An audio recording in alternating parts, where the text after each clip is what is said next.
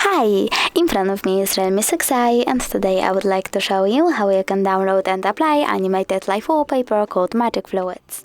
First of all, go into Play Store, click on the search bar and type Magic Fluids.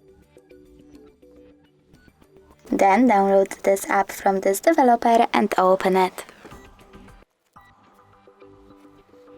Now click on the three lines at the bottom right corner, select Settings and click I accept. Over here you can adjust the wallpaper however you want to. When you're done, click at the top right corner and bottom one again. This time choose Set as Live Wallpaper, select Set As, and pick one of the options, Home Screen or Home Screen and Lock Screen. I want to go with Home Screen only, so I have to click on this option and just go back. As you can see, my wallpaper was successfully applied. Thanks so much for watching. If you enjoyed this video, don't forget to leave a like, comment and subscribe. Bye!